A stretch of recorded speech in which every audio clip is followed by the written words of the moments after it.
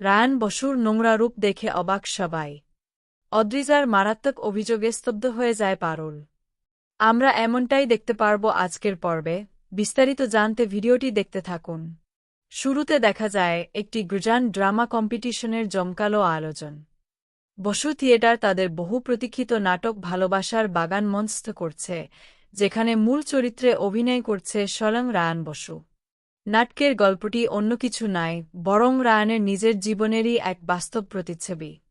অভিনয় শেষে মঞ্চ থেকেই রায়ান তার এই সাফল্যের সমস্ত কৃতিত্ব নিজের স্ত্রী পারুলকে দেয়। দর্শকাসনে বসে রায়ানের মুখে নিজের প্রতি এত ভালোবাসা আর সম্মানের কথা শুনে আবেগে ভেসে যায় পারুল। রায়ান সবার সামনে স্পষ্টভাবে স্বীকার করে, পারুলই তার জীবনের সমস্ত অন্ধকার দূর করে তাকে নতুন করে বাঁচতে শিখিয়েছে। পারুলই তার জীবনের গাইডিং স্টার। অন্যদিকে অল ইন্ডিয়া ড্রামা কম্পিটিশনের ফলাফল ঘোষণার চরম মুহূর্ত এসে উপস্থিত হয়। মঞ্চে সঞ্চালিকা এসে বিজয়ীদের নাম ঘোষণা করার প্রস্তুতি নেন। প্রথমে থার্ড ও সেকেন্ড রানার আপ হিসেবে যথাক্রমে বোম্বে থিয়েটার কোম্পানি এবং শ্যামবাজার নাট্যমঞ্চের নাম ঘোষণা করা হয়। এই ঘোষণার সঙ্গে সঙ্গেই পুরো হল জুড়ে করতালির ঝড় বয়ে যায়।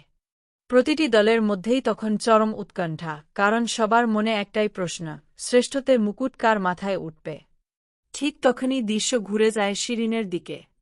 নিজের গাড়ির ভেতরে বসে ফোনে অদ্রিজার সঙ্গে কথা বলতে দেখা যায় তাকে।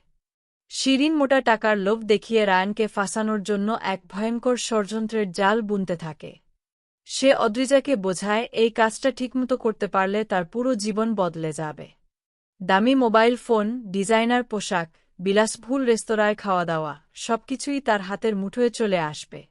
টাকার লোভে শেষ পর্যন্ত শিরিনের কথায় রাজি হয়ে যায় অদ্রিজা। আর ঠিক সেই সময় সেখানে এসে উপস্থিত হয় পারুল। অদ্রিজাকে ফোনে কথা বলতে দেখে সে জানতে চায় সে কার সঙ্গে কথা বলছিল। কিন্তু অদ্রিজা বাবার শরীর খারাপের মিথ্যে অজুহাত দিয়ে খুব সহজেই পারুলকে বোকা বানিয়ে সেখান থেকে চলে যায়। তবে শিরিনের শয়তানি এখানেই থেমে থাকে না। সে নিজের গাড়ির ভেতরে বসে ফোনে পুরো অনুষ্ঠানটি লাইভ দেখতে থাকে। মনে মনে রায়ান আর পারুলের সুখের সংসার ভেঙে দেওয়ার আনন্দে মেতে ওঠে সে। দাঁতে দাঁত চেপে শিরিন বলতে থাকে, আজ যতটা উপরে উঠেছিস ঠিক ততটাই নিচে নামাব তোকে। পারুল, তোর মুখের হাসি আমি মুহূর্তের মধ্যে মুছে দেব। আর কিছুক্ষণের মধ্যেই সব খবরের শিরোনাম বদলে যাবে। তার চোখে মুখে তখন প্রতিশোধের ভয়ঙ্কর আগুন স্পষ্ট ফুটে ওঠে। অন্যদিকে মঞ্চে অবশেষে প্রথম স্থান অধিকারী দলের নাম ঘোষণা করা হয়। সবাইকে চমকে দিয়ে প্রথম পুরস্কার জিতে নেয় বসু থিয়েটার। আনন্দে ভেসে যায় পুরো দল। রায়ান ট্রফি এবং ২০ লক্ষ টাকার চেক হাতে নিয়ে মাইক্রোফোনে জানিয়ে দেয়, এই জয় সে একা গ্রহণ করতে পারবে না। সে পারুলকে মঞ্চে ডেকে আনে এবং সবার সামনে বলে, এই সাফল্যের পেছনে সবচেয়ে বড় অবদান পারুলের। তাকে জেতানোর জন্য পারুল নিজের পুরো ক্যারিয়ার পর্যন্ত নির্দ্বিধায় ত্যাগ করেছে। নেপোটিজমের মিথ্যা অপবাদ থেকে তাকে বাঁচাতে পারুল যে আত্মত্যাগ করেছে, তার ঋণ সে কোনো দিন শোধ করতে পারবে না। তাই এই জয় সে নিজের প্রিয় স্ত্রী পারুলকে উৎসর্গ করছে। এরপর সবার সামনে পারুলকে আই লাভ ইউ বলতেই আবেগে আপ্লুত হয়ে রায়ানকে জড়িয়ে ধরে পারুল। অনুষ্ঠান শেষ হওয়ার পর রায়ান বন্ধুদের জানিয়ে দেয়, আজ রাতের পার্টির সমস্ত খরচ সে নিজেই বহন করবে। এরপর মেকআপ তুলতে এবং পোশাক বদলাতে সে গ্রিন রুমে চলে যায়। আর ঠিক সেই সুযোগটাই কাজে লাগায় অদ্রিজা। শিরিনের নির্দেশে সে ধীরে ধীরে গ্রিন রুমে ঢুকে পড়ে। তখন রায়ান নিজের পোশাক ঠিক করছিল।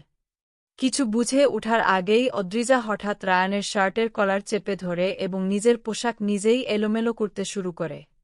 রায়ান সম্পূর্ণ হতভম্ব হয়ে তাকে সরিয়ে দেওয়ার চেষ্টা করে এবং চিৎকার করে বলে, কি করছিস তুই, অদ্রিজা? তুই কি পাগল হয়ে গেছিস? তোর কি হয়েছে?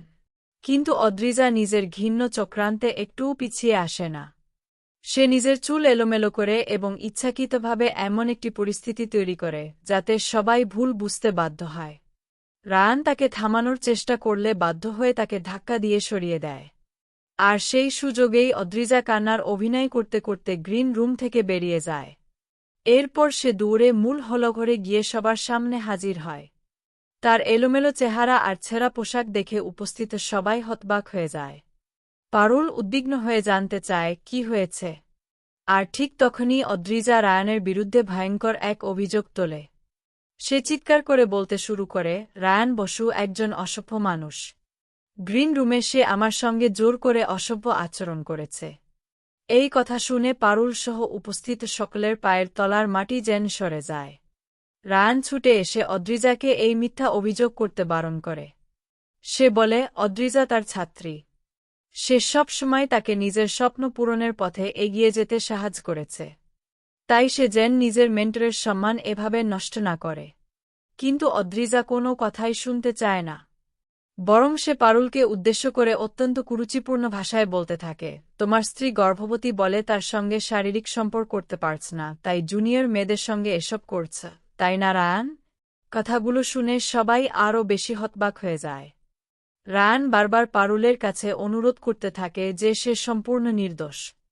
বরং অদ্রিজাই আগে তার কাছে ভালোবাসার কথা বলেছিল এবং নিজে থেকেই তার ওপর ঝাঁপিয়ে পড়েছিল। কিন্তু সেই মুহূর্তে পারুলের চোখে শুধু অবিশ্বাস আর হতাশাই ফুটে ওঠে।